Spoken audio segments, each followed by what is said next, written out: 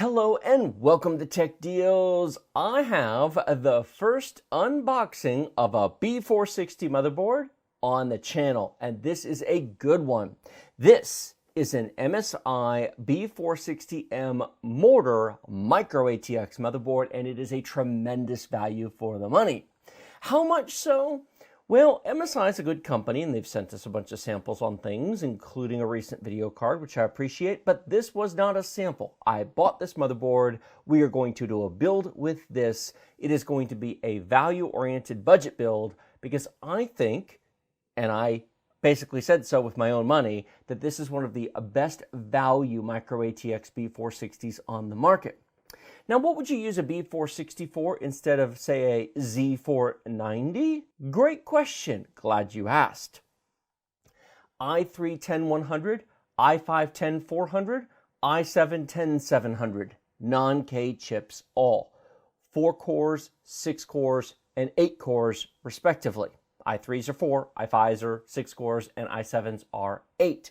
Now, you can put a K chip on here. And K-chips will boost to their max all-core turbo. But I think this is probably the wrong board for most people to put a K-chip on, unless maybe it's years from now and you're upgrading a machine and you find a used chip for a really good price, which I've done before in the past. Even on this channel, in a B150 Bazooka Micro ATX motherboard from MSI, we actually put a 7700K. It ran perfectly at 4.2 gigahertz all-core turbo with a Cooler Master Hyper 212 on an El Cheapo B150 board with a BIOS update. No muss, no fuss. This should do the same. At some point in the future, if you want to put an i9-10900K, it'll run. It won't overclock, but it'll run. So, why do I like this board? Well, we're going to take this out of the box. I'm going to show off a bunch of features, and I'm going to talk about why I bought this board to do an actual build that I will actually use in the office. I have a purpose for this in mind. And we'll talk about all that in just a minute.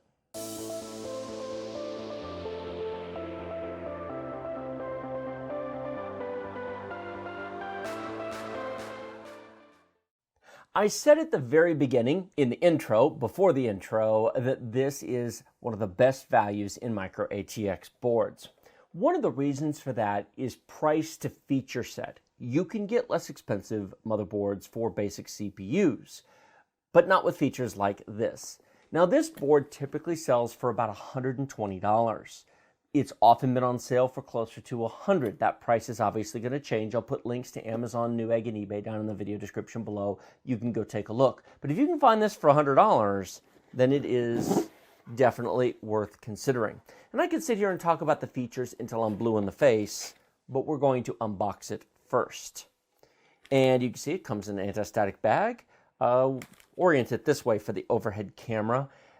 Between the last unboxing video I recorded, which was actually, for those of you just curious, watching and playing the home game, the RX 6800 XT Gaming Trio X Trifoser 2 design from MSI. Now, that was a product sample. This is not. We moved the overhead camera. We adjusted the zoom and positioning of the camera there. And so you'll have to let us know. This is only the 4th unboxing video we filmed in this new room with the blue wall and the overhead camera. Hi, everybody. Make our editor switch to the upstairs camera for that. So let's go ahead and set the motherboard aside. Let's see what else is in the box before we get to the main event, shall we? Nice cardboard insert. Set that aside. And inside here we have, oh, look, Intel motherboard drivers and utilities. MSI has kindly provided us a coaster for our coffee mugs. Now, I have to give my lovely wife credit.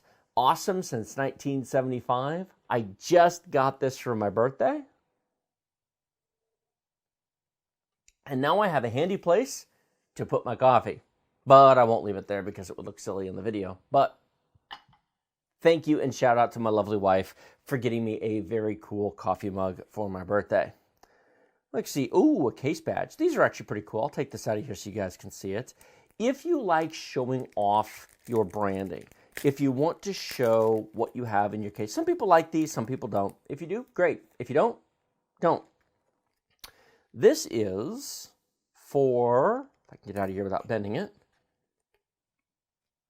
This is actually really nice. Hold it up to the camera. Hopefully it focuses on that. Shines light on it. Basically, there's a peel back here. It's a sticker. And it's just a very cool dragon logo to stick onto your case. Because if you want to have like a dragon MSI theme, you certainly can. MSI made for gamers and creators. This is just showcasing some of their stuff. You can see here their previous generation of video cards. These look like the 20 series. These are the 20 series. So this was, of course, made before the 30 series came out. Gaming gear. Your ultimate companion in-game clutch. Game with unrivaled comfort. U-shaped edge RGB lighting. That sounds fancy. Symmetrical mouse design for lefties. And the Vigor GK50 low profile, surprisingly sleek for gaming. You know what? I think I might actually have one of those. Let me know in the comment section below if you'd like to see a keyboard, mouse, headset, unboxing, review, something on the MSI peripherals. And then you can see here some of the monitors and case. I will put this in a very important place. MSI's quick installation guide. You can find these in all of the various motherboards they sell. Essentially what this is doing is this is showing you how to install a 2000 series. Now this is HEDT, not LGA 1200, which is what this is. This is Cascade Lake X, the i9-10980XE, 18-core 36-thread chip. And there's actually 2 levers and a completely different mounting system here, and it screws in. It's actually very nice, just very expensive. Here you can see Intel 11.5X. This is for the 1155, 1156, 1151. Basically everything from second generation, which was, say, i7 2600K, all the way up to today. Even though it says 11.5X, that's actually the same system for LGA 1200, which is what we have here. You can see AMD TR4, AMD CPUs, that's the Ryzen setup, and then just some additional information. I'm kind of the belief that if you need this pamphlet in order to build a machine, you need to watch more YouTube videos first, because you'll learn more from watching our build guides than you will from these. But these are in every motherboard box. It just is what it is. Hey, look what we have here. We've got 2 SATA data cables. 1, 2. One of them has a 90-degree bend in the connector end, and one of them does not. And then we have the motherboard manual. Now, this is important because you actually should look at the motherboard manual. Why should you look at the motherboard manual? Stick that right there. Here's a simple example. M.2 slots. This motherboard has 2 M.2 slots. Now, I already know the answer because I've looked all this up beforehand, but I want to show it to you in the manual because it should be printed in here. If you install a SATA M.2 SSD, yes, M.2s can be SATA, they're not just NVMe. For example, the Samsung 860 EVO comes in an M.2 version, still a SATA drive. And it says here, right here, SATA port 1 will be unavailable whether or not the overhead camera. This is something we're going to have to play with in the process of this as to whether or not the overhead camera sees this. SATA 1 will be unavailable when installing M.2 in the M2-1 slot. So you've got 6 SATA ports, but you cannot put a drive into the first one if you're using a SATA drive in the first M.2 slot on your motherboard. I'm sure that has goosed at least a few people who built their system, plugged everything in, figuring, well, I've got the ports and plugs, I must be able to use them all. They turn it on, and the drive's not visible. And they're like, well, what happened? Maybe they poke and prod and change cables around and get lucky, and it works, and they go, huh, oh well, and they never really know what happened. And if you want to use all your ports, it's something to be aware of. So it is worth having a look at your motherboard manual. Look at, for example, recommended RAM slots. Some older motherboards recommended, here I'll fold this out, on the RAM slots, older motherboards often recommended that you put the 2 memory modules in the closest memory slots to the CPU, More recent boards want it in the further slots, but you alternate them. So for example, if you're installing two M.2 two memory sticks, then you would put it in the furthest one right here, and then you'd skip one, and then you put it into here. So you're doing DIMM B2 and DIMM A2 is where you would install the first two modules, and that gives you dual channel memory. If you install both modules in just the furthest slots, you're actually in single channel mode. But check your manual, because different boards work differently, and past boards work differently than current boards do today. And this is actually a nice diagram right here that shows you your various components. But rather than look at diagrams, let's set that aside and let's take a look at the motherboard itself, the main attraction, so to speak.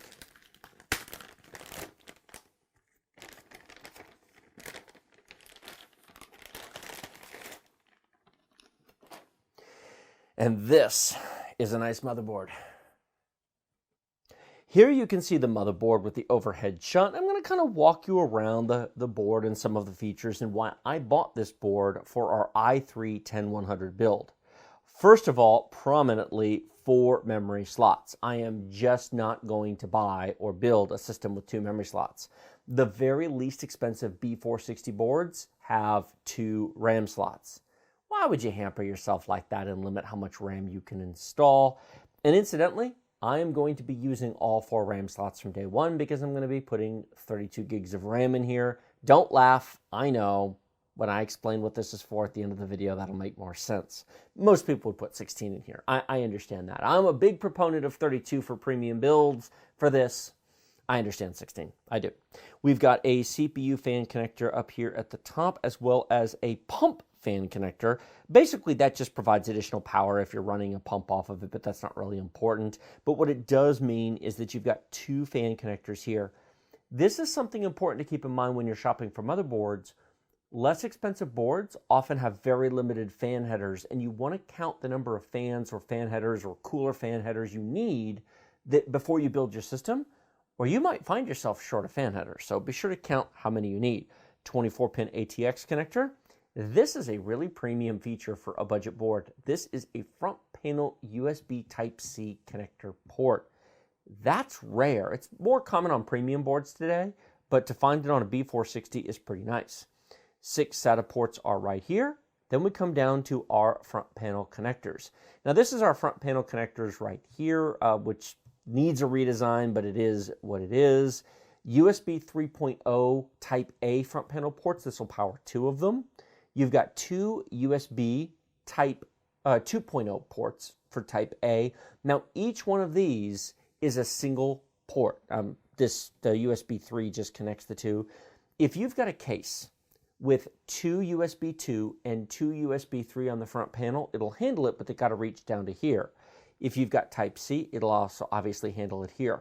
If you do have a case that does not have USB 2.0 on the front, you can buy for less than $10 a cheap adapter that is a bracket for the back of your case that goes into one of your empty slots, and it simply has a cable that breaks into 2 and plugs into these 2 ports and provides you with 2 USB 2 ports in the back to give you extra ports if you have a lot of stuff to plug in. The same is true if you have a case with no USB 3.0 ports. You can get a bracket that has a cable that will plug into here and provide you with additional USB 3 in the back. You've got your digital RGB connector right here. You've got another fan connector right here. You've got an analog RGB connector right here. Now, I don't want to get into the explanation of it because I could talk for the next 5 minutes, but essentially, addressable, standard RGB.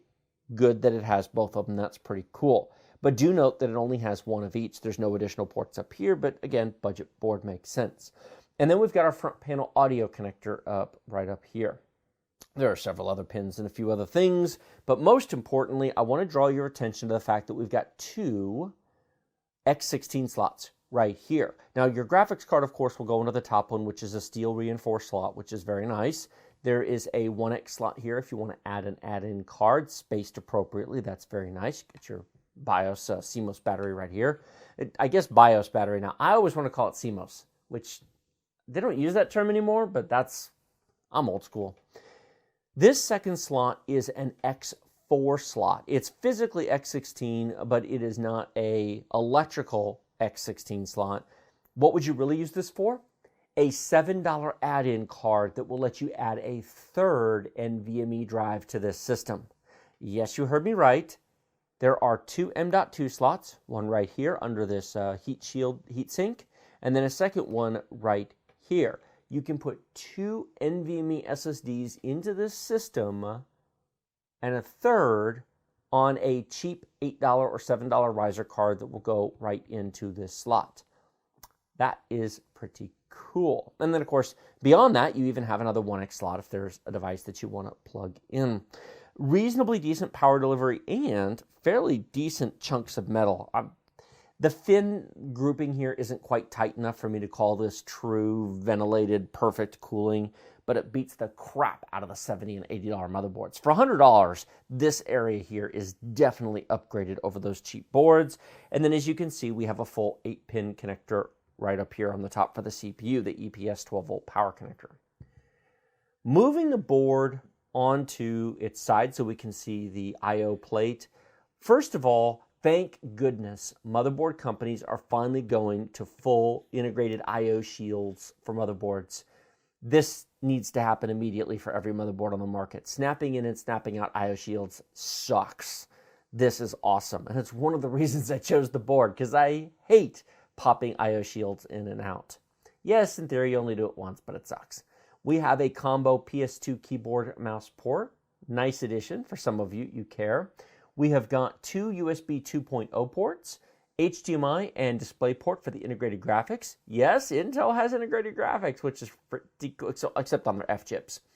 USB Type-C and Type-A 3 gigabit per, USB 3 ports. Please note, these are 5 gigabit per second ports. Even the Type-C, there is no 10 gigabit per second port on this motherboard.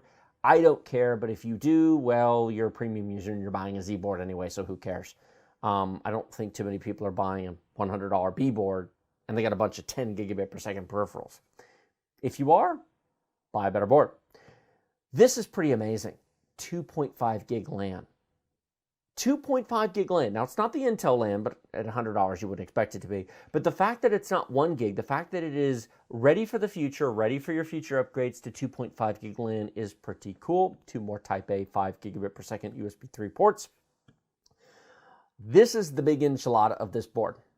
Realtek ALC 1200 audio, 7.1 with SPDIF and a full arrangement of ports in the back. Now, a lot of motherboards will advertise surround sound, 7.1, full features, blah, blah, blah. That's great. But they're kind of true and they're kind of not.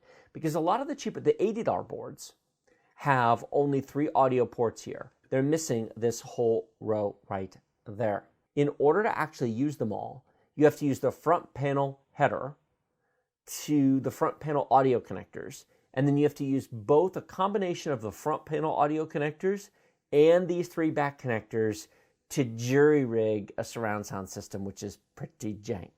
That's lame. If you've got a proper speaker system, this is much better. And of course, SPDIF is very, very nice for those of you who still use it. And if you don't, well, so be it. It's also not Realtek 800 series, which is ancient at this point. Good signal-to-noise ratio, good components. It's not the best audio solution in the history of audio solutions, but it is better than most. The back of the motherboard doesn't have anything distinctive to show you. It's got the plate and the holes that you'll mount your cooler around. Otherwise, it's a black PCB. There's really nothing to say about it. Quickly, highlights. 4 memory slots. USB Type-C and Type-A 3.0, 2 X16 slots, 2 M.2 slots, 4 RAM slots, Realtek ALC 1200 audio, 2.5 gig LAN. It's very well featured for $100, which is why I will be doing a build for us using the i3 10100 4-core 8-thread 4.1 gigahertz CPU. I will not be using the stock cooler. The stock cooler on these, it works, but it's, shall we say, pretty bad. This is the cooler that we're going to be using, the Cooler Master i71C. I unboxed this in a different video. I'm not going to bother doing it here, but I showed and compared the differences. And while this certainly works fine and there's really no need to spend more money, yeah, it's just much better overall. And it fits really nicely here without causing too much muss or fuss. I said at the beginning of this video I would mention why I am building an i3-10100 system, why I bought this board, what am I going to do with this system. Very briefly, this is going to become my new video capture machine for benchmarking. Now, what I'm about to tell you is probably going to cause at least a few of you to go, huh? I understand. I currently have a Ryzen 5 3600 on a B450 MSI Tomahawk motherboard. I will be replacing it with this. And before you all scream at your monitors, that's a downgrade. That's dumb. You're going from 6 cores to 4. You're going from a overclockable premium system to a budget system. That makes no sense. Well, there's a couple of reasons why I'm doing it. First, that system doesn't need more than 4 cores. Yes, I love 8 cores and 12 cores. It's all wonderful. But all of the performance on that machine, the video capture machine, goes through the graphics card, not the CPU. I rarely am using more than 5% of the CPU when I'm recording benchmarks using the AverMedia Live Gamer 4K capture card because it uses the NVIDIA ENC encoder in the video card to do all of the work, and the CPU is just sitting there doing nothing. Furthermore, that is a B450 board that has been upgraded to a Zen 2 CPU.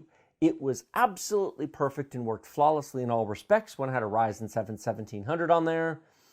I've had some corrupted benchmarks. I've had some blue screens and crashes since putting a Zen 2 on there. Not to get too much into the whole Ryzen upgrades on AM4 have not been as great as promised. Ryzen upgrades on AM4 have not been as great as promised. And so basically I'm left with 2 choices. Downgrade back down to a Zen 1 or Zen Plus chip and hopefully get my stability back. And yes, by the way, I have reinstalled Windows Clean on that machine to try to make it work, but it's still blue screens. Or replace it. I have this. I need to do content for the channel. I will replace this and I will be putting that Ryzen 5 3600 onto a B550 board, and I'll be putting that into one of my kids' computers and giving them an upgrade. So none of those parts are going to get wasted, although I'll sell the B450 Tomahawk because I don't need it anymore. But I'll repurpose the CPU and some other things in there, and I'll put those into one of my kids' computers. And so essentially, it's just a circle of life of computer components here at Deal Nation headquarters, where we just move parts around as needed. That's what I'll be doing with this. Expect to either see a live stream or build video of that coming up soon, unless that comes before this, in which case, hi everybody from the future. You guys should have hopefully watched the build of that machine. That should have already happened. Thanks so much for watching. Like this video if you like it. Share it with your friends if you love it. Remember to subscribe to the channel with the big huge red button directly below. Questions, comments, thoughts, feedback, suggestions. You know where the comment section is. Links in the video description to everything I've shown here. The motherboard, this cooler, the CPUs, and maybe eventually the build video or live stream if we've done those before this. Check out the video description below for all of that. Thank you so much for watching. I will see all of you next time.